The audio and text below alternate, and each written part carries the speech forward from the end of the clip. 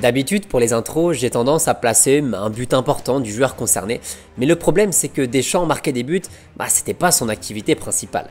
Didier était plutôt dans le jardinage, dans le métier de ratisseur, du coup on va faire avec les moyens du bord. Voici le plus beau but de Deschamps en carrière, avec des commentaires qui n'ont absolument rien à voir, juste pour donner un peu de volume.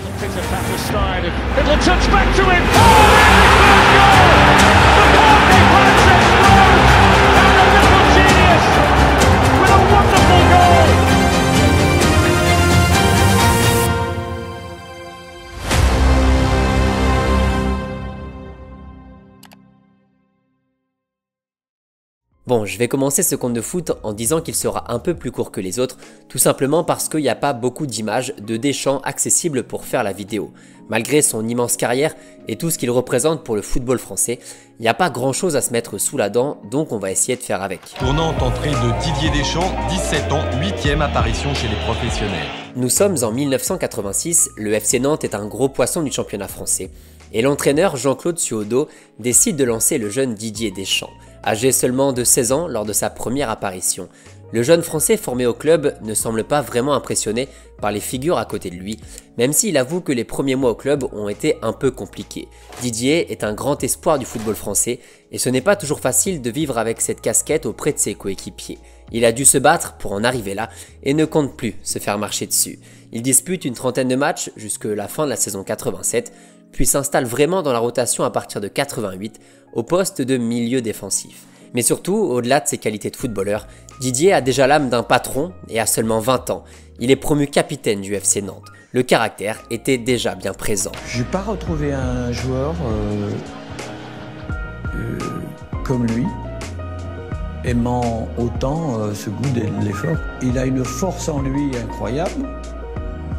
Et les gens qui ont la force, ils ne doutent pas. Jean-Claude Suaudeau est frappé par l'insatiable soif d'apprendre de son jeune protégé, mais aussi par son intelligence et son autorité naturelle, qui font de lui le capitaine d'une des meilleures équipes de France, à une époque où bon nombre de Canaries sont des internationaux. C'est ce même caractère qui lui fera dire qu'il ne gagnera sûrement pas grand-chose en restant chez les Canaries.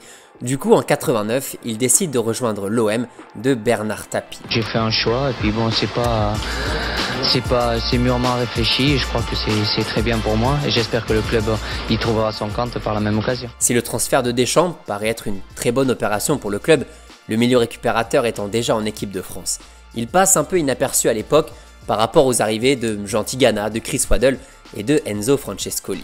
Deschamps n'est pas encore une tête d'affiche à côté de toutes ces méga stars et malgré son tempérament de jeune patron, va avoir bien du mal à se faire une place.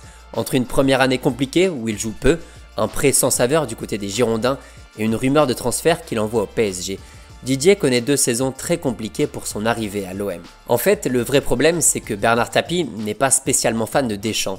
Il a d'autres noms en tête pour assurer le poste devant la défense. Du coup, Didier fait tout son possible pour persuader Tapie de le rappeler à Marseille. Vous m'avez fait signer à Marseille, c'est pour réussir à Marseille, je vais réussir à Marseille. Et heureusement, c'est ce qu'il va faire. En 91, Deschamps est de retour sur la Canebière, en marche pour aller écrire l'histoire du club. Enfin titulaire avec l'OM, le nouveau numéro 11 apporte tout ce qu'il sait faire à la récupération du ballon, dans l'organisation du jeu. Deschamps est un joueur dur, intelligent, un joueur qui ne fatigue jamais.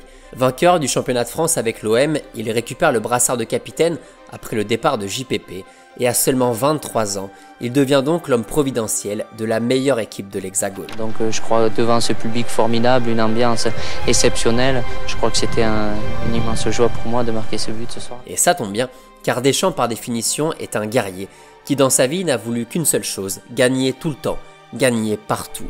Justement, il y a une compétition que l'OM n'a jamais gagnée, qu'aucun club français n'a jamais gagné, la Coupe des clubs champions européens, désormais appelée Ligue des champions. Les Marseillais auraient pu la gagner en 90, auraient pu la gagner en 91 et comptent bien retenter leur chance cette année 93 avec Deschamps comme capitaine. Après un premier tour facile et un deuxième tour plutôt maîtrisé contre Bucarest. Pour faire match nul 0-0, la tête d'Alain Boksic, l'ouverture du score. Alain Boksic, on vous le disait, marque début décisif. L'OM se fait très peur dans la phase de groupe, mais finit par se qualifier pour la finale. Deschamps va donc disputer une finale de Ligue des Champions comme capitaine, avec l'espoir de tout un peuple derrière lui, voire même de tout un pays. En face de lui, il y a Franco Baresi, en face de l'OM, il y a sûrement la meilleure équipe européenne de ces dernières années. qui est sur un bilan de 10 matchs, 10 victoires, 23 buts marqués, un seul but encaissé lors de cette Ligue des Champions. Ce soir-là, au stade olympique de Munich, Marseille peut écrire la plus belle page de l'histoire du football français et va bien résister aux attaques milanaises en première mi-temps. À la 44e minute, l'OM obtient un corner, disons, généreux, un corner tiré par Abedi Pelé.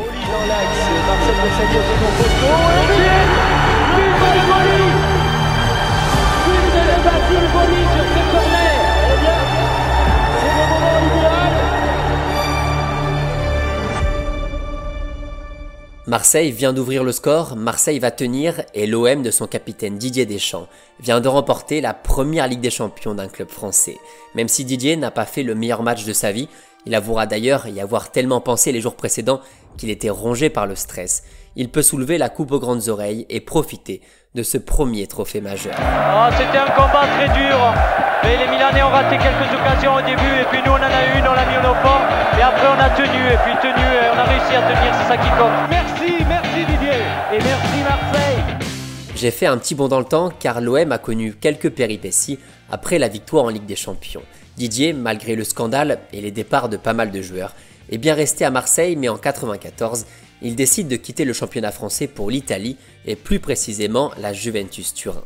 Si le transfert est plutôt sexy sur le papier, les Bianconeri étant de retour sur le devant de la scène, pour Deschamps ça va être la douche froide et une blessure bien embêtante au tendon d'Achille. Le milieu français reste sur le carreau pendant plusieurs mois et revient finalement en février 1995 pour aller aider son équipe à remporter la Serie A.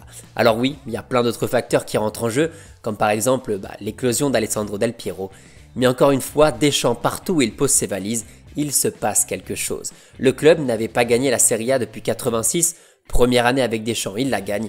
Le club n'avait pas remis les pieds en finale de Ligue des Champions depuis 85, avec Deschamps.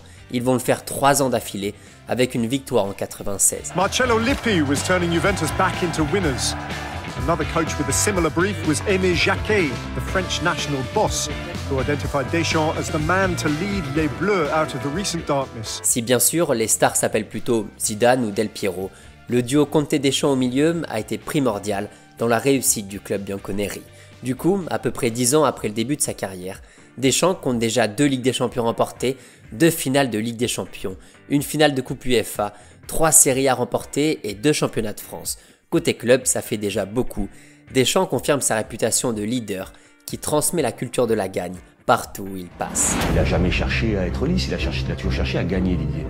Il a toujours cherché à faire gagner son équipe et à gagner lui. Parallèlement à tout ça, Deschamps est un cadre aussi en équipe de France depuis vraiment les qualifications du championnat d'Europe 92.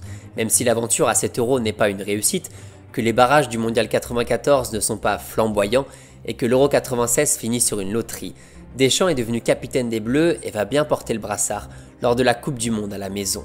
Aligné d'abord dans un double pivot avec Emmanuel Petit, Deschamps est ensuite le seul milieu défensif de l'équipe devant la charnière Laurent Blanc-Marcel Desailly. Durant toute la compétition, le capitaine va assurer l'assise défensive des Bleus, va structurer le bloc défensif de cette équipe de France, qui ne va encaisser que 2 petits buts sur toute la compétition. Et si le Français n'avait pas été souverain lors de la finale de 93, il a sûrement appris des erreurs du passé et sort peut-être son meilleur match en finale face au Brésil, maltraitant chacune des attaques brésiliennes. Son intelligence de jeu, sa lecture dans les déplacements, tout est parfait. Deschamps sort sa meilleure copie pour l'examen final, la marque des très grands. Le patron, c'est bien Dédé, l'équipe de France bat le Brésil 3-0. Les Bleus sont champions du monde pour la première fois de leur histoire. Vous le croyez ça, l'équipe de France est championne du monde en battant le Brésil 3-0. Je crois qu'après avoir vu ça, on peut mourir tranquille, enfin le plus tard possible, mais on peut. Ah, c'est superbe. Quel pied. Ah, quel pied. Oh putain. Oh là là là. Didier se retrouve à descendre l'avenue qui porte désormais son nom, l'avenue des Champs-Élysées. Il entre encore un peu plus dans l'histoire au terme d'une épopée collective exceptionnelle qu'il a su gérer d'une main de maître. On revient tous serrés et après on sort, mais ensemble. Si Zizou sort à droite ou Thierry, tous ensemble, on suit derrière. Autrement on va mourir. Hein. Là il y en a une moitié qui attaque, une moitié qui défend, au milieu il n'y a que eux. On va se tuer tout seul. Hein. Après ce trop-plein d'énergie positive, le retour à la réalité est brutal pour Dédé, qui retourne en Italie pour une petite saison avant de filer du côté de l'Angleterre à Chelsea avec encore une fois son ami Marcel Desailly. On a peut-être tendance à l'oublier, mais quand l'équipe de France remporte l'Euro 2000 avec toujours Deschamps comme capitaine, le Français joue à l'époque en Angleterre et plus en Italie. Même s'il n'est pas très vieux, Didier a 31-32 ans, son corps est meurtri par ses années au très haut niveau, les blessures le suivent déjà depuis quelques années, sauf que Dédé refuse d'arrêter et dispute l'Euro malgré la douleur. Devenu le premier joueur de l'équipe de France à dépasser les 100 sélections, devenu le deuxième capitaine à soulever la Coupe du Monde et l'Euro, Deschamps est d'ores et déjà une légende du football français. Oui, bien sûr, on va partir en vacances tous ensemble. On a rendez-vous tous à Saint-Tropez, c'est ça. C'est nous. Ouais, mais nous on le dit. Après la compétition, il décide de quitter Chelsea pour Valence en Espagne. Le choix du soleil d'abord et du football aussi, puisque Valence a à l'époque une belle petite équipe. Le club espagnol sort d'une finale perdue en Ligue des Champions et va refaire le coup en 2001 contre le Bayern. Pour la première fois de sa vie, le Français démarre une finale de Coupe d'Europe sur le banc et assiste de loin pour ce qui aurait pu être sa dernière apparition en professionnel. À même pas 33 ans, Deschamps doit déjà dire stop. Voilà pour l'histoire en tant que joueur de l'Ardèche, le porteur d'eau, le capitaine, un monstre sacré du football tricolore qui ne s'est pas arrêté en si bon chemin. Avec Monaco, dans la peau cette fois-ci de l'entraîneur, il va retrouver la finale de la Ligue des Champions. Avec toujours ce côté rassembleur, patron, meneur d'hommes, la coiffure est approximative, le discours par contre est merveilleux. Il n'y a rien qui est fini. Il n'y a rien qui est fini. Même dans le scénario le pire, rien n'est fini. Y croire jusqu'au bout, ça ne change rien. Marquer des buts, vous en marquerez. Vous en êtes capable. Bien défendre, vous en êtes capable aussi. Ensuite, il y a la Juventus meurtrie en 2e division et puis Marseille en 2009. L'OM n'avait pas gagné la Ligue 1 depuis 92, dès sa première année. Deschamps la ramène au Vélodrome avec en plus la Coupe de la Ligue remportée. Enfin, il y a l'aventure en équipe de France, ça fait plus de 10 ans que ça a commencé. Une équipe de France au fond du Somme qui, quelques années après, se retrouve à soulever la prestigieuse Coupe du Monde. Et la deuxième chose, qui concerne vous les joueurs et tout le staff, c'est qu'à partir de ce soir, vous n'êtes plus les mêmes les mecs. Vous savez pourquoi? Champion du monde!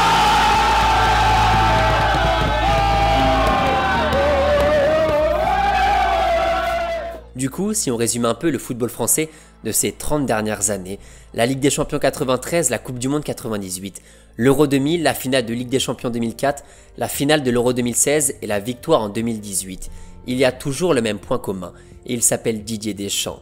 Dans tous les grands rendez-vous après l'époque Platini, Deschamps était là, du jeune Nantais capitaine à seulement 20 ans, au costume de patron du football français. Il s'est passé 30 ans, il s'est passé plein de choses. Deschamps a toujours eu l'air vieux, car Deschamps était prêt avant les autres. Deschamps avait seulement 35 ans quand il était en finale avec Monaco, simplement trop fort et simplement trop jeune. Aimé Jacquet le disait très bien, parfois on oublie à quel point Deschamps était essentiel pour l'équipe de France.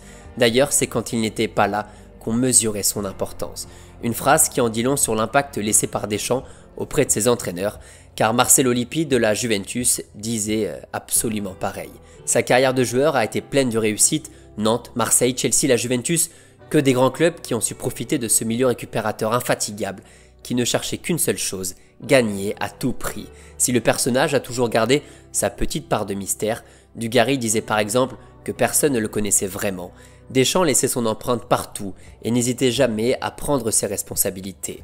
En tout cas, un grand merci à Jean-Claude Thiodo qui a su percevoir tout le potentiel de ce petit jeune au milieu des années 80, car sans lui, peut-être qu'on n'aurait pas gagné grand-chose. Deschamps a déjà bien garni son placard à trophées, plus qu'à faire un peu de place pour aller chercher le titre en juillet prochain avec l'équipe de France, et Didier aura définitivement